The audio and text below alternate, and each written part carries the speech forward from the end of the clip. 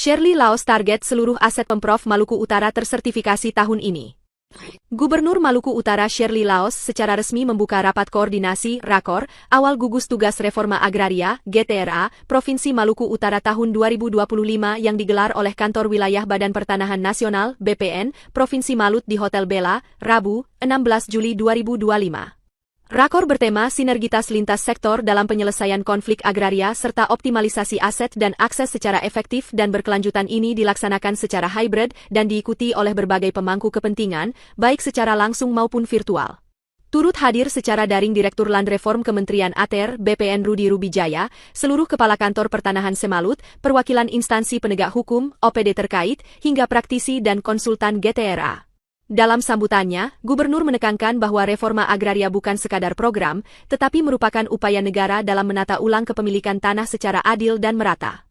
Berdasarkan UU Nomor 62 Tahun 2024, tanah tidak boleh hanya dikuasai segelintir pihak, melainkan harus juga dimiliki oleh petani kecil, masyarakat adat, nelayan, dan kelompok rentan lainnya.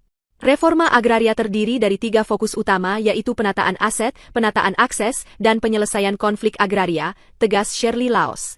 Gubernur menjelaskan bahwa setelah masyarakat mendapatkan legalitas tanah, pemerintah harus hadir memberikan akses pendukung seperti bantuan alat, modal, hingga pelatihan usaha. Sinergi lintas OPD menjadi kunci, seperti Dinas Perikanan, Pertanian, Perindak, hingga koperasi. Shirley Laos juga menyinggung konflik agraria yang kerap terjadi di Maluku Utara, terutama di wilayah yang bersinggungan dengan izin pertambangan. Seringkali masyarakat adat tidak memiliki sertifikat tanah yang selama ini mereka klaim sebagai milik turun-temurun. Akibatnya, tidak ada dasar hukum untuk menggugat atau menuntut ganti rugi ketika perusahaan tambang masuk, paparnya. Ia berharap, tanah adat bisa mulai dimasukkan dalam revisi RT/RW provinsi dan didorong untuk disertifikasi secara parsial. Tanpa mengurangi rasa hormat kepada kesultanan, kita bisa bantu legalisasi tanah adat mereka, agar bisa disewakan, dijual, atau dijadikan jaminan hukum, tambahnya. Shirley Laos menargetkan bahwa seluruh aset tanah milik Pemprov Maluku Utara yang senilai 800 miliar rupiah harus tersertifikasi tahun ini. Selain itu, sertifikasi rumah ibadah dan lahan masyarakat akan segera menyusul. Kami telah berbicara dengan kabupaten kota agar mendukung penuh program pendaftaran tanah sistematis lengkap, PTSL. Bahkan, beberapa daerah siap membebaskan pajak jual beli, ungkapnya. Gubernur mendorong integrasi data spasial antara BPN dan Pemda agar tidak terjadi tumpang tindih penggunaan lahan. Ia juga menggagas pembentukan klinik agraria keliling, sebuah tim yang memberikan layanan hukum, mediasi, hingga edukasi publik ke desa-desa. Anak-anak muda pun harus dilibatkan. Kita bentuk tim muda reforma agraria untuk jadi mitra pengawasan, edukasi, dan pemeriksaan legalitas lahan, serunya. Gubernur mengingatkan bahwa reforma agraria bukanlah agenda formalitas.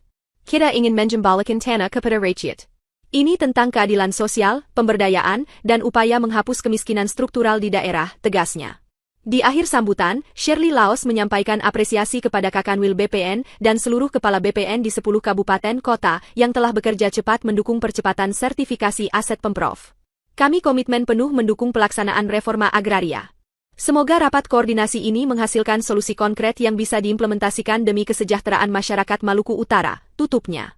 Download Tribun X sekarang, menghadirkan lokal menjadi Indonesia.